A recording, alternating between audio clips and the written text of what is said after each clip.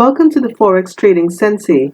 In this video, we are at Price Action Basics, Lesson 1, Part 3, Candlesticks and the Trend. Our first two parts covered other information about candlesticks. This one just adds more detail. Listen now.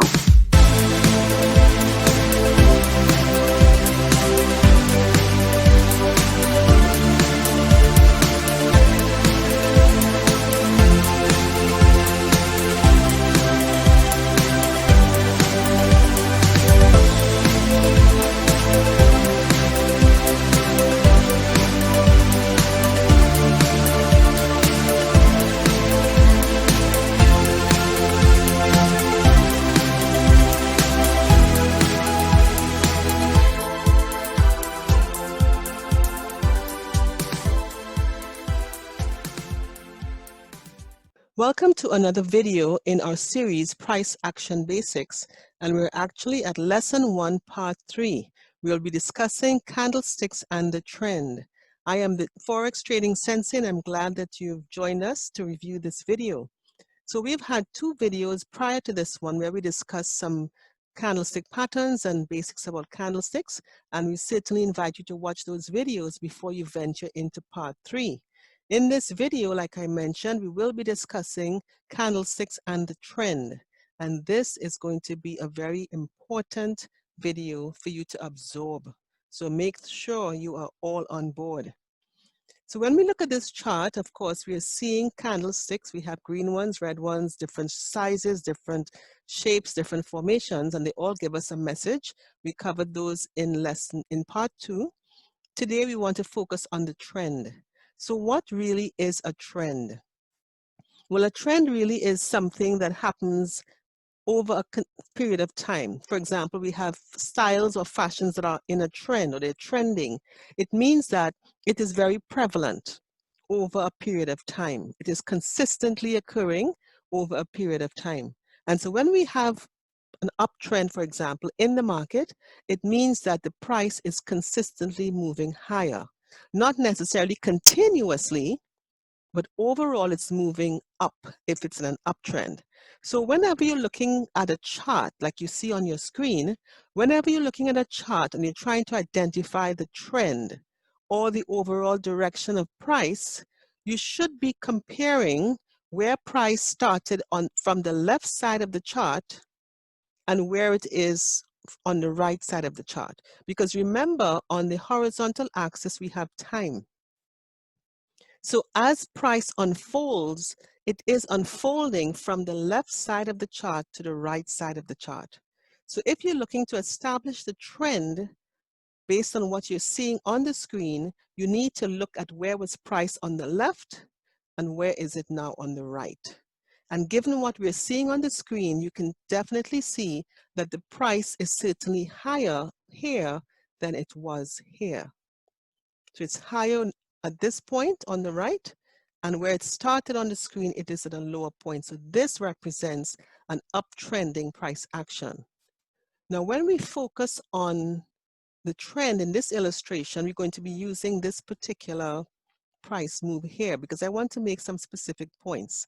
And that first point is that the price does not usually move up consistently and continuously in a straight line.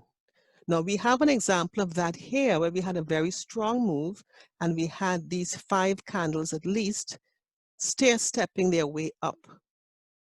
So it has one candle above the other one candle above the other one. So it's just stair-stepping its way higher. Now that is a very strong move, but the market does not generally trend in an upward fashion continuously. Very often you will see price moving up, comes back down. It moves up, comes back down. It moves up, comes back down. Somewhat like when we breathe in, we breathe out, we breathe in, we breathe out. And that is how price tends to work. And it also works the same way in a downtrend. So let's just take a quick look at a downward move so you can see how the price works. So when it's trending in a downward fashion, you will see it will move down, move back up. Move back down, move back up, move down, move up. And so it continues as it's trending downward.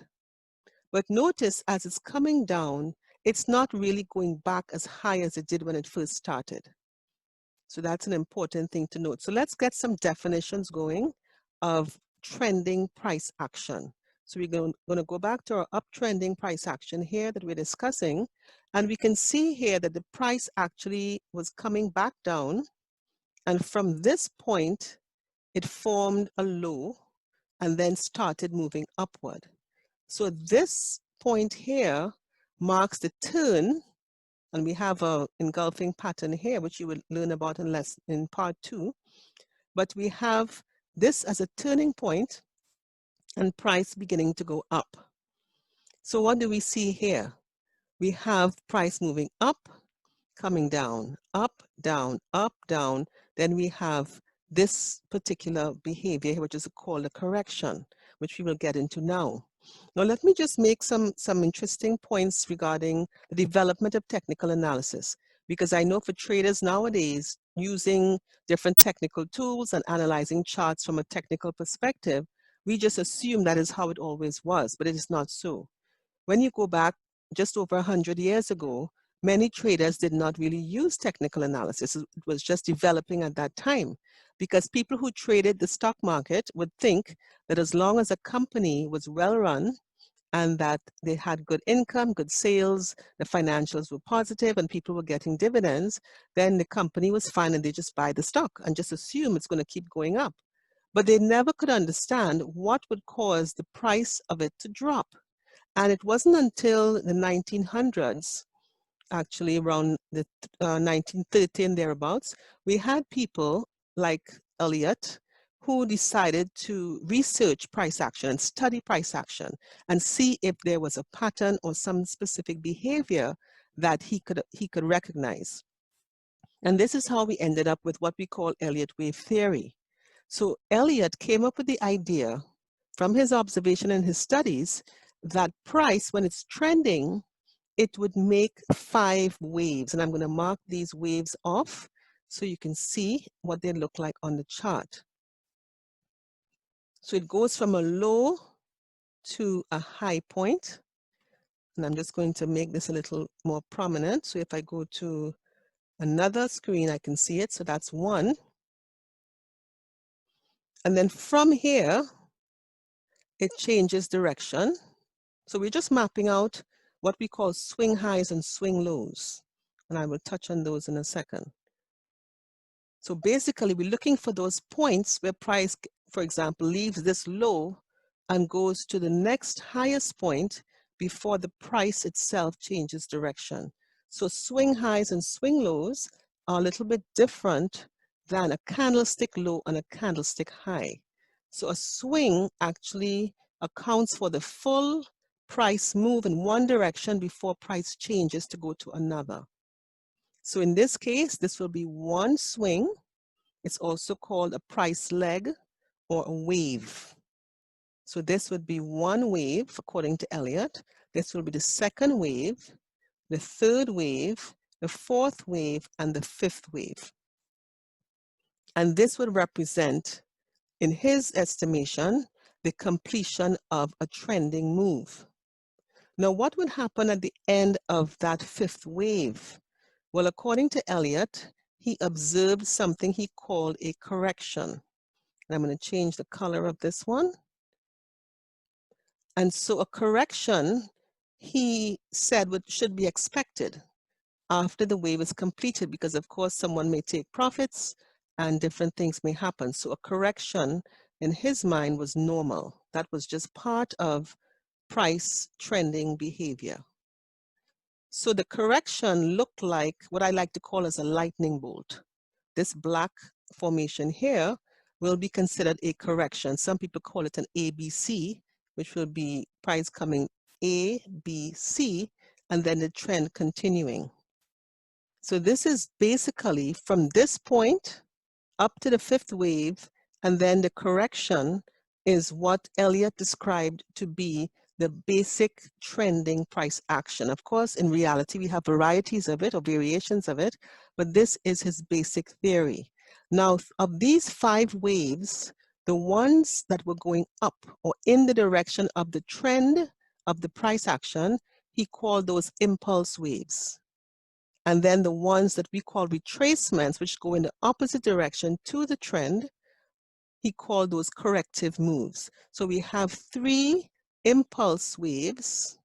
So you have 1, 2, 3 impulse waves and 2 corrections or corrective waves to complete the 5-wave step.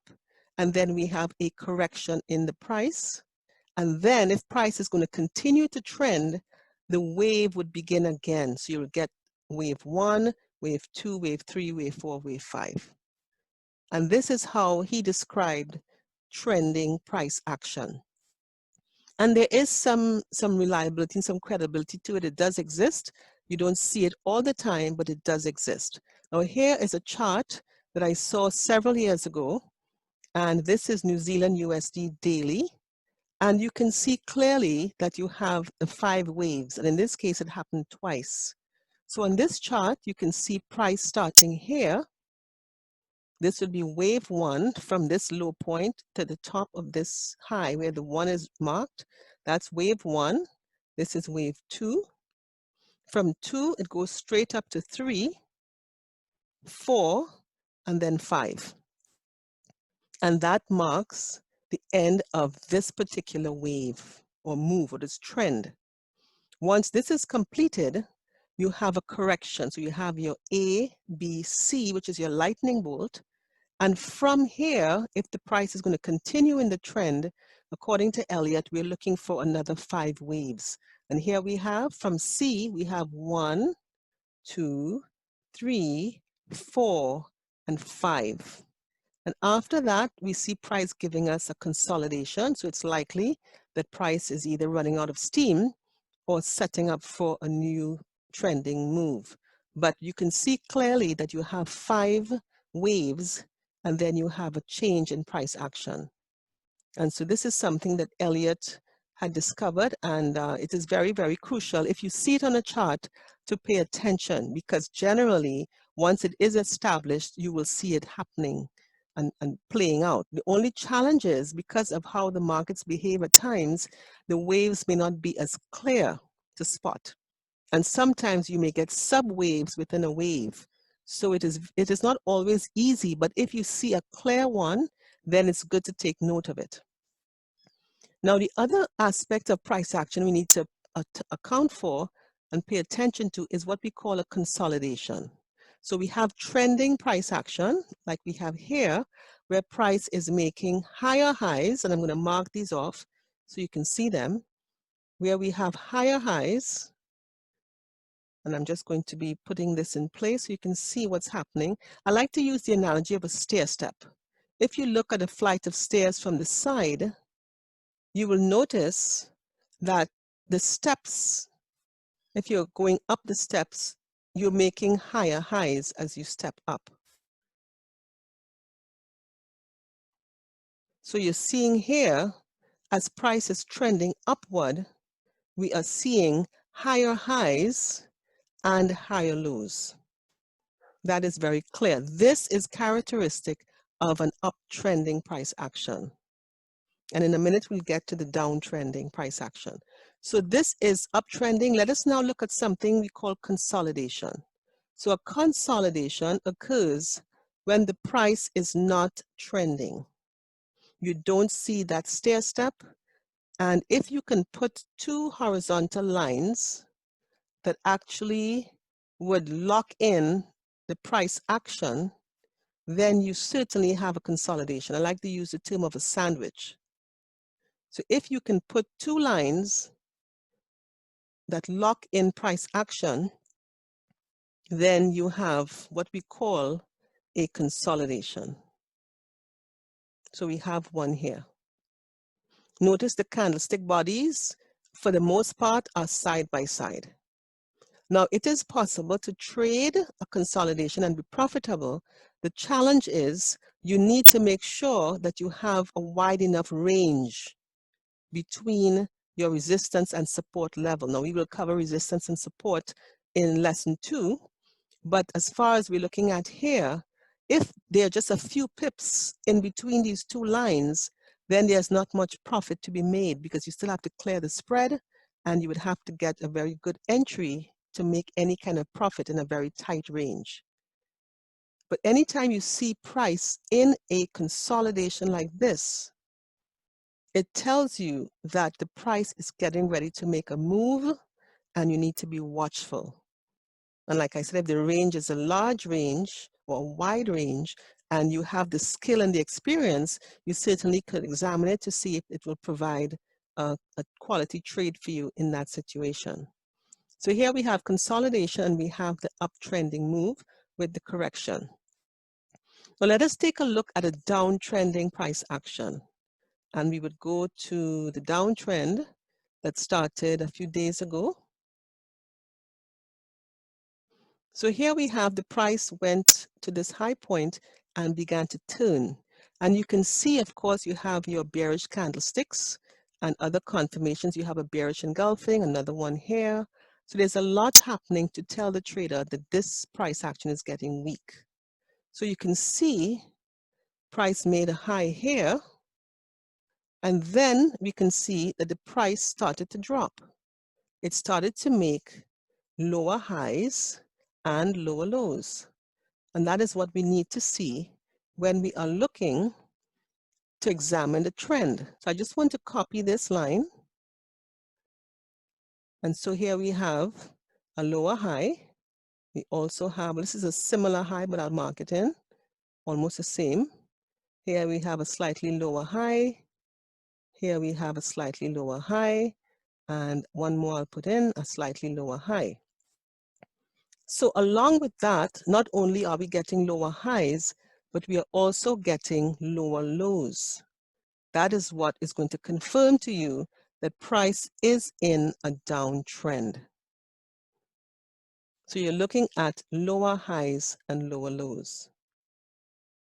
Now, if I take this to a 15-minute chart, you'll begin to see another Elliott wave set up on the downtrend. So from here, this will be the first wave. I'm just going to change the color so at least we can be consistent. So this is our first wave down.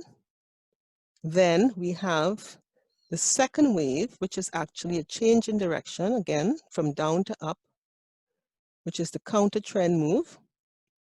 Then we have from here down, that's wave 3. Then we have wave 4.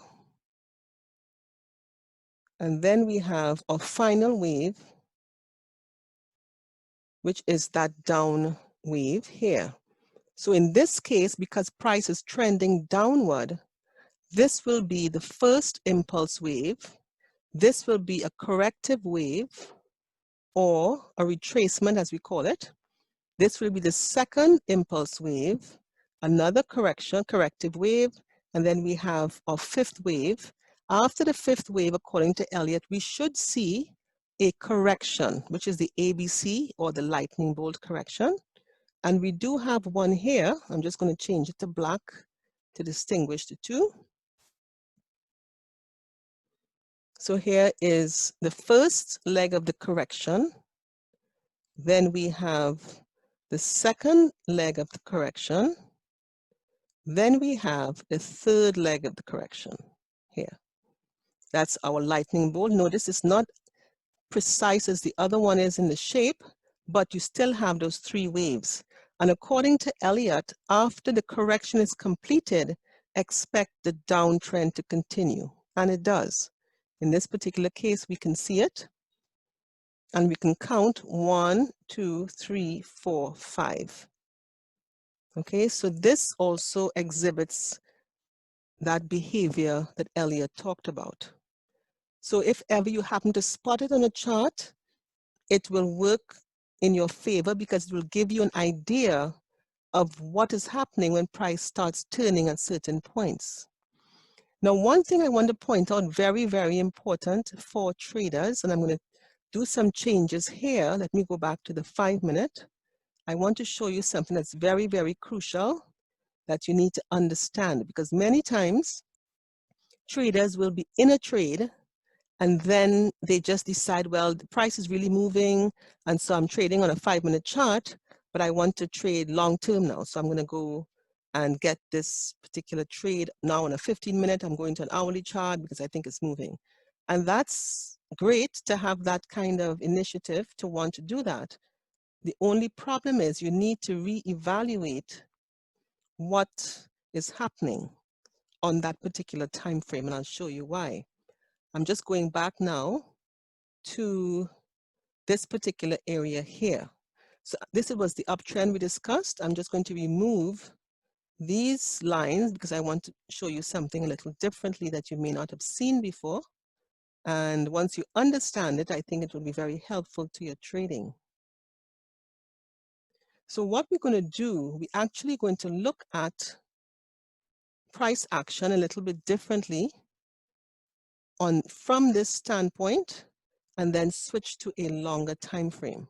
So this line I have drawn here now covers the entire 5 waves, right? This, remember, we had the 1, 2, 3, 4, 5 waves here, then the correction. This line I've drawn here covers the entire 5 waves. Now look at what happens when I go to an hourly chart. This is the same line here. And you can see that all of that price action on the 5-minute chart, when I went to an hourly chart, it actually collapsed into one wave on an hourly chart. And you know what that tells us? That when we are trading on a chart, on a time frame, for example, if you're trading the hourly chart, you will expect to see fluctuations in the price action. And those fluctuations are really coming from those impulse waves and corrective waves from a lower time frame, which is why it's helpful when you're trading to look at multiple time frames at once so you can see how price is behaving as it's progressing. Now, in this case as well, notice that the swings on this chart, this time frame, are going to be different than the ones that you mapped out on the 5-minute chart. So when you want to switch, you really need to make sure, if you're switching to, let's say it's a 1-hour chart from a lower time frame, you really need to make sure that your analysis is recalibrated to match and your risk levels are redone to match that longer time frame. That is very, very important. So sometimes people, like I said, they're in a trade, the trade seems to be going well, and they feel like, wow, I shouldn't be getting out now. I need to go with this trade longer. Well, that sounds well in theory, but you really have to examine what you're looking at on your longer time frame, examine your risk parameters, and make sure everything is okay for you to make that kind of switch. Because you could really be setting yourself up and don't understand what just happened. Okay, that's very, very important that you work systematically with your trading and your trading plan. If you have a plan and your risk parameters, your profit-taking strategy, everything is lined up for a 5-minute chart, then follow that through. Follow that through. It's best that you analyze the chart that you plan to trade and you trade that chart. Many times I ask students, I said, so what time frame are you trading? And they're not really sure what I mean. And that's exactly what I mean. When you do your analysis and you enter that trade, where are you looking to take profits? Where is your risk level? What time frame are you using? Because you don't want to be using 5-minute risk analysis and just jump up to a daily chart or an hourly chart. You will get yourself in trouble. Okay, so hopefully this helps you to visualize what is happening with price. And the other thing to note is that as you go to lower time frames, you will see more of what we call the noise, more of the twists and turns in the market. And that may not be the best for your emotional equity because you may actually be stressed watching candlesticks on a lower time frame. So you also have to be very careful about that. So when you go to higher time frames, you don't see a lot of the twists and turns in price action. So you really need to examine the time frames to see where you're most comfortable and trade in those time frames. You can use other time frames for guidance, just like when you're driving and you have your side mirrors. You're driving, you're looking straight through the front of your car, but you're using the side mirrors on either side to help you. And so you can use your main time frame as your trading time frame, but use the lower ones and the higher ones to give you some balance to what you may be seeing on the time frame you're planning to trade. Now, another quick point I want to make before I wrap up this video, the major players in the markets, they're not really concerned what type of strategy you're using to get into the market. There's so many different ways you can analyze price to give you a setup and a trigger or a trade entry. So let me just say that again. When you're trading, you're looking, of course, for low risk entries with high probability targets. And you want to make sure that you see or you have a solid setup and a trigger or a trade entry. Now, like I said, the big players, they're not really concerned about what you're using to analyze. If you're using price action, moving averages, Ikimoku, they don't really care. What they want is that whatever you're using, it brings you to the point where you click and you put a trade on in the market. Reason being, the real business of successful trading takes place once you enter, which is in your psychology. And that is where the battle is, and that is where you need to win.